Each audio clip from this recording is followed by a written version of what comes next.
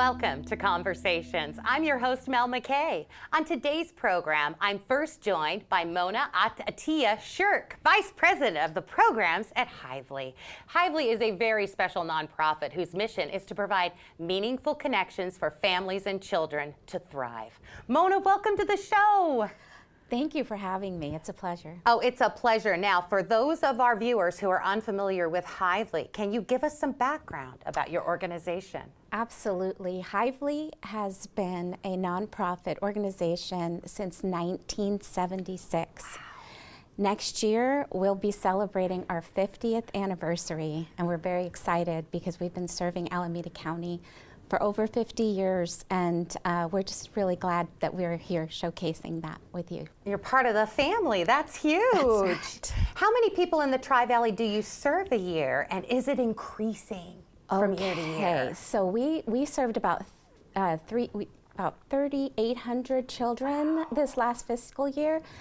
But only 800 of those children are actually Tri-Valley families. Mm-hmm. And what would be something to note is that there's 9,600 children that are eligible for child care services in the Tri-Valley. And so we'd like to get the message out to those families. They're going to be kicking themselves when they realize that this was there all along. Absolutely. And they just didn't know about it. So, talking about some of your services, why do they need to know about Hively, and what can you provide them to help them with their kids? Hively is a one-stop hub for resources for families. And so it's incredible that we can provide you with mental health services, with resources, basic essential needs, and also child care referrals. So not only do we pay for subsidized child care, but we can also give you child care referrals, and they're free. So personalized with, going where you work or, mm-hmm. or where you live, we can make sure that we cater those child care referrals for families. That is huge. I just can't even imagine how hard it is to be juggling child care on top of a busy schedule where you're probably commuting over an hour each way to work as well. That's right. There's a lot on parents here in the Tri-Valley. That's right. Now, Pleasanton has a family resource center. So yes. Tell us about the center and the child care programs. We talked about that and how they benefit the children and, of course, their families who don't have to be so stressed about where their kiddos are. It's amazing that we have this resource center for families that they can just stop by. We have staff that speaks 26 different languages, so we reflect our community, and we make sure that we can provide the basic essential needs to families. We can tell them about access to child care, free subsidies. We can also assist them if they need mental health services, and then also Covered California, where we are an enroller for healthcare services for Covered California. I think that one-stop hub reference was pretty spot on, Mona. That's a lot of stuff.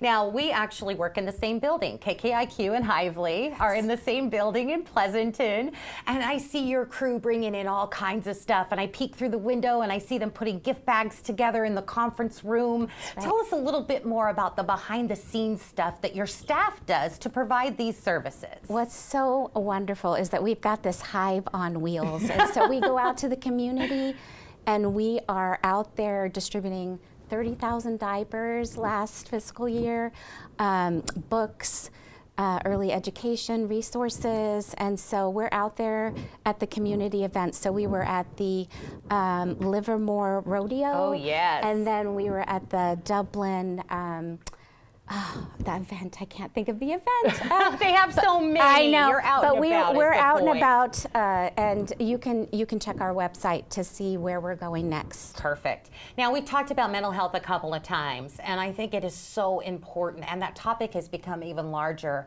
post-pandemic era.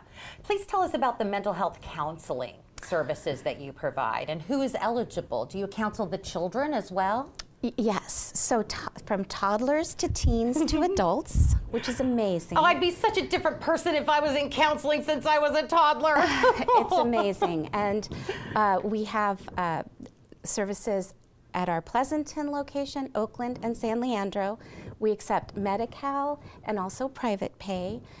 We have licensed family therapist, marriage therapist, and also we have licensed clinical trainees that are supervised that do the services. This is fantastic. So where do our viewers go to learn about all of the programs and to assist you with volunteering or donations? Go to our website, behively.org, and that is a place where you can donate, or you can also come and volunteer. And so please go to our website and join the Hive. Behively.org. That is so great. Yes. Thank you so much. Well, stick around after the break. We're going to hear about a celebration you won't want to miss in Dublin.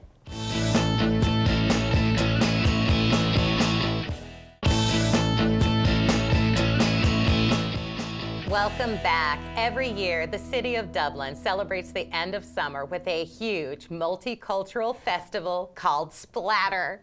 I'm joined by Jennifer Lee Marzi with the city of Dublin. And Jennifer, I cannot wait to talk to you all about this amazing, very, very popular event. How are you? I'm good. Thank you for having me. Jennifer, it's a pleasure. So, for those of our viewers who don't know the origins of Splatter and are huge fans like I am, how long has this festival been going on, and what is the whole point of the origin of Splatter Festival? So Splatter was started 11 years ago. It was started to be an end of summer celebration, and we really just wanted to highlight the city's diversity and culture and just a vibrant community. Yeah, absolutely. We're all Irish for St. Patrick's Day Yes, in Dublin. we are. But we are everything all the other days of the year. That's right. It really is nice to see that. Tell us about this year's festival and what those who are attending can expect. Maybe it's their first Splatterfest and they don't know what they've been missing for 11 years. So Splatter is a multicultural festival. It has carnival games, it has carnival rides. We celebrate through art, music, food, dance. We have 3 stages, which I'll tell you more about. It's just an amazing day. Yeah, it really is. And it's free to the public, too. That's a huge thing. The favorite It is. 4-letter word, free! It is. So I love going from stage to stage. And you mentioned 3 different stages. Yes. So let's talk about the performances on said stages. What can we expect? So we have 3 stages. We have our main stage, which will have our afternoon concerts as well as a dance party under the stars at night. We have our amphitheater stage, and that has a multicultural, not only music, but it also has demonstrations throughout the day. Fun. And then we have our side yard stage, and our side yard stage is where we really highlight local talent. Oh, I love it. I remember sitting there at that side stage and watching. That's where most of the kids perform, right? On the Yes. side stage? Yep. Oh my gosh, and their adorable little outfits and how they're getting ready behind the stage. It's just such a fun thing. And then to It see is. their smiles right as they walk on stage, like, this is showtime. Here we go. Yeah, It it's is really so something sweet. for everyone to be able to enjoy, whether you're performing or enjoying it. Yeah, absolutely. So what about the games and carnival rides? What are we going to expect? Like, I know some of those carnival games can be a little bit tough, but you guys have so many stuff, and I see people walking around with giant toys that they've won at Splatter. So let's talk about the games and the carnival rides. So we've got carnival rides and games worthy of a fair. We just have, it's just amazing. It's what more can I say about it? It's a good time, Right, family-friendly fun. And you've got such a huge layout there Yes. as well, that there's so much room, and you don't feel crowded. At No. Splatter at all. You're going to get your steps in, so don't worry about that. Yes. So it's held at Emerald Glen Park, which is a large park, and it gives us a lot of space to be able to just pack it full of fun. Yeah, absolutely. And I know a friend, a local poet, who has yes. performed at Splatter before. Will we be enjoying spoken word this year as well, or will it be more like dance and live bands? Well, you'll have to come out and see. I love you, Jennifer. touche. So the event is free for all, but I also understand there's some beverage options for those of us who are 21 and older and like to imbibe responsibly. There are. Tell us about what we can expect. So we have beverage options throughout the day that are being sold at the festival, 21 and over. And then we also have something really special at night. It's our tasting pavilion. We're bringing that back. It's back and better than ever. It's just a really nice area that's a little more secluded than the full festival. It has tasting options for food as well as drinks. Nice. And it has premium seating for the dance party as well as the concert. And I don't want to give too much away. All right, I understand. Because it is a special spot. But if you want tickets, you can go on the city's website. Excellent. I love that so much. So what about dogs and splatter? What is the City of Dublin's view on dogs? Are dogs welcome on leash, or should we leave them home? Because I know technically they're not supposed to be at the St. Patrick's Day Parade and at the St. Patrick's Day Festival, but I see dogs there. And then I go, I really want to bring my dog. But I only want to bring dogs if it's following the rules, Jennifer. Thank you for asking. We love your four-legged friends. We love them. We love ours as well. But we would like you to leave them at home. It's just better for everybody. Yes. You're going to have more fun. You're not going to be worried about like them and interacting with anyone, or, you know, maybe a little child that's a little bit too zealous and comes running up. You know, just leave those babies at home, okay? Thank you. So we're looking forward to this. Now, when does it start? It's an all-day festival, right? It is an all-day festival, yes. Okay, and we're looking at what date, what start time? It is on September 13th. Perfect. I think it's 10? I believe it starts at 10 a.m. It's 10. And it goes till the evening time. Excellent. You know where you can find out information on that. The City of Dublin website, as well as we will actually also be launching the special events app. Oh, awesome. Which we are launching that on August 16th. Okay. Please go to the App Store and download it. It will have all the information you need. It will have the map, it will have the vendors, it will have all the information on there. That's everything you need to know. I love it. Thank you so much, Jennifer. Thank you. Don't go far. After the break, we're going to hear about some popular community events coming up in downtown Pleasanton.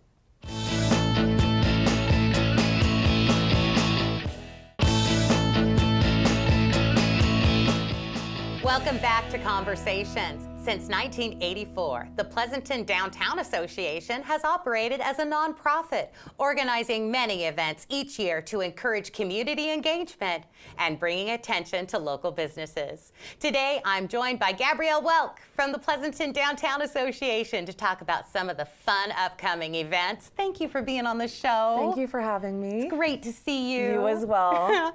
So tell us about the origins of Pleasanton Downtown Association and the events you do to help small businesses.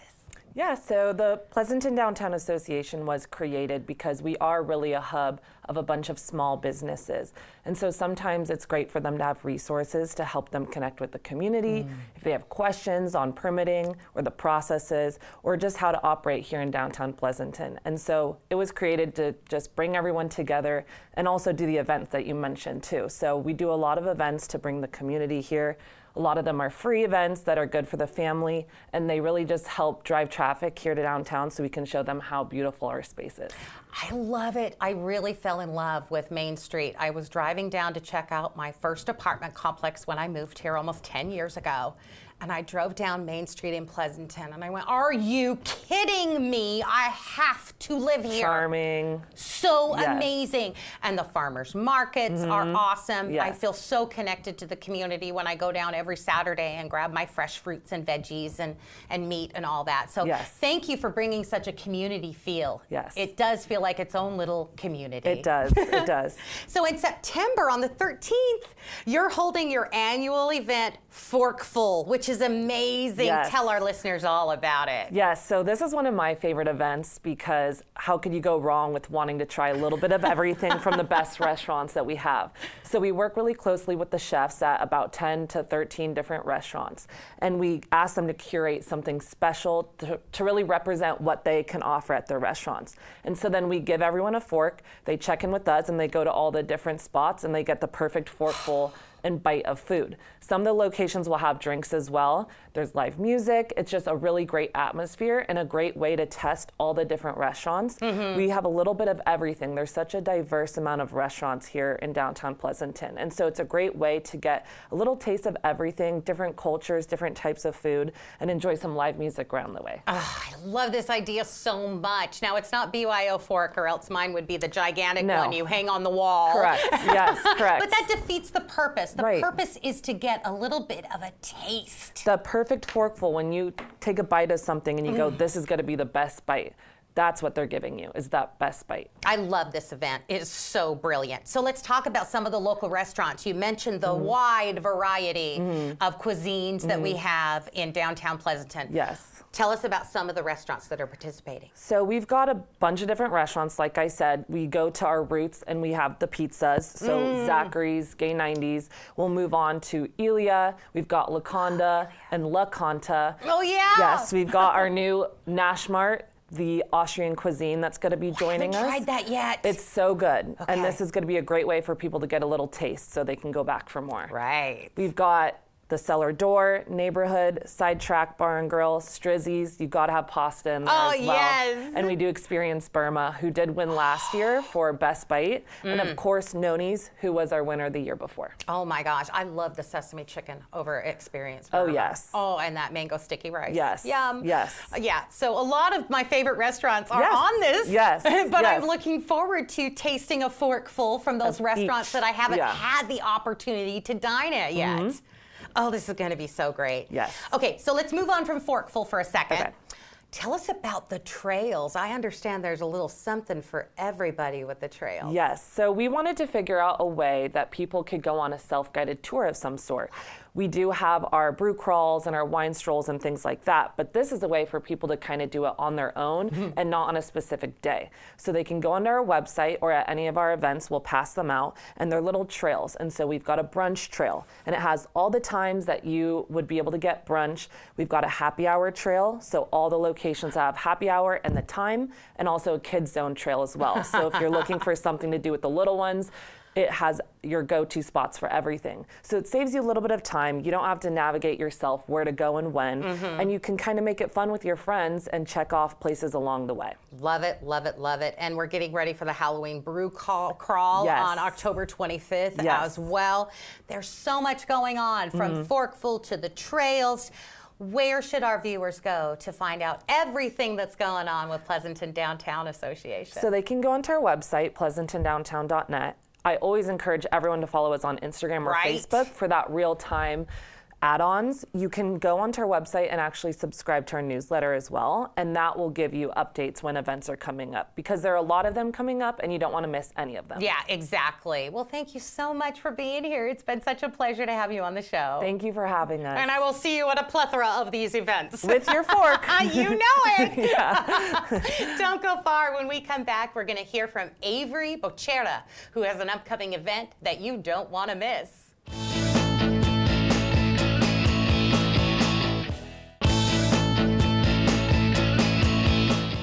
Welcome back to Conversations. I'm your host, Mel McKay. Recently, I had the pleasure of speaking with Avery Bochera from the Livermore Valley Opera Company. Let's take a look. Since 1992, Livermore Valley Opera has been presenting fully staged operas in the spring and fall at the Bankhead Theater.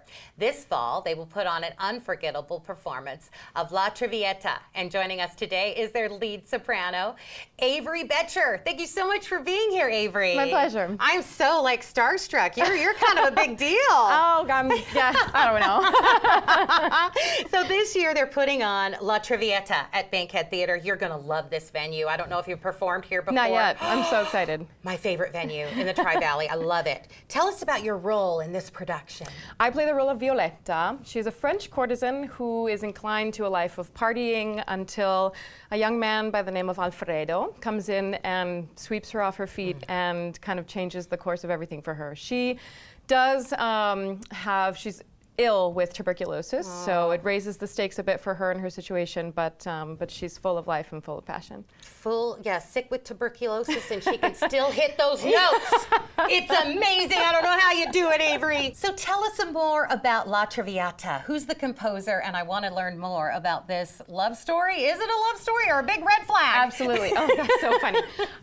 It was composed by Verdi. It's an Italian opera, and Violetta she's living a life where she's very self-sufficient. She's very independent and doesn't rely on anyone for anything until Alfredo comes and sweeps her off her feet and kind of introduces this idea of real, genuine love. She's a courtesan. She's not allowed to love.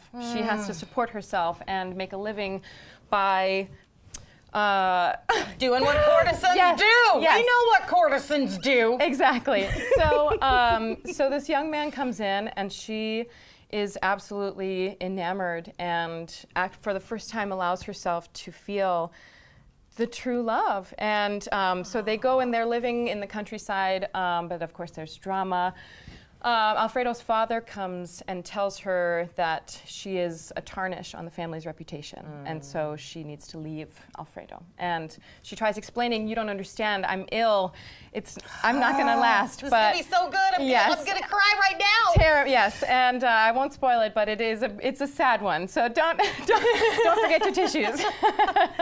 I want to learn more about you. Absolutely. Tell us more about you. Where are you from? How long have you been singing? What other shows have you performed in? What's your favorite color? Everything. I'm from Wisconsin originally, and I've always been singing my whole entire life. Little Mermaid was my favorite Disney movie. One of my most favorite roles that I've performed recently is Norina in Don Pasquale. She is a troublemaker and very feisty, very fun. Those are the best roles. It's true. They? It's really true. I've been singing forever. I was introduced to opera when I was in high school and kind of fell in love with it, and specifically fell in love with Traviata. It's been my favorite. This has been my dream role. This is actually my first time performing it. No way! Congratulations! Start to finish. Thank you so much. I'm very excited. It's really been my dream since I was as long as I can remember, and I just am so excited to perform it. Oh my gosh, and the crew at the Bankhead is so amazing, and Livermore Valley Opera, everybody, you are in fantastic hands, I really Avery. can't wait. I think you're probably going to kind of fall in love with Livermore and maybe want to relocate here and be like, a regular with the Livermore Valley Opera. I'm not saying I had any conversations with them about it. What is your advice that you would give a young person who sees you on this TV show and says, I want to be Avery? Oh my gosh. How do I be Avery or the next Avery? Get a good therapist. That's my first piece of advice. That's rule for pretty much the human population. I was going to say for everybody probably, not just singers. Yes. But really, it's really a game of mental health for sure, because there's so much rejection. And you have to have a really thick skin, and you kind of just have to outlast the people. You just have to remain in the game, and you have to stay committed and know that your passion is going to carry you. It's not going to go the way that you think it's going to go, but if you can find a way, a lot of singers have side hustles, they have other things to support themselves so that they can pursue this dream, because it's not easy. It's expensive for audition trips, and it's really tough. But I was going to say, if I could give a piece of information or advice to young singers who want to pursue this, you have to really have thick skin. Yeah. You can take notes. You got to be able to take notes, and especially the no's. It can't be personal. It really cannot be personal, because you're going to get no's way more frequently than you get a yes. But a yes, like for example, like with Livermore, which was so exciting. When I got the call from my manager, I just fell down flat. I was so excited to finally have this dream come true, to sing this role. Exactly. Never give up, and you'll get your dream role. Somehow, some way. I absolutely love it. So how often do you travel? Oh my gosh. All the time? All the time. Last year in the fall, I spent a month in China. All the time. How fun. Exciting. Immerse yourself into these roles in these production companies. Absolutely. Oh, that's so fun. So where can we go to learn more about you? Yes, I have a website. It's www.averybetcher.com. I love it. I've got media. I've got clips from performances. There's a whole bunch of stuff on YouTube. So the internet is a great resource. Exactly, and of course, Livermore Valley Opera, we'll get that up as well, so they Yeah. can get direct links to purchase La Traviata. Yes. And see you in your dream role. I can't wait. Congratulations, Thank you so much. Avery. Thank you. A pleasure. Welcome to Livermore. Thank you. And that'll do it for this edition of Conversations. I hope you've enjoyed it as much as I have. If you did, please visit us at facebook.com/tv30.org and click that like button. From all of us here at Conversations, I'm Mel McKay. Thanks for joining us.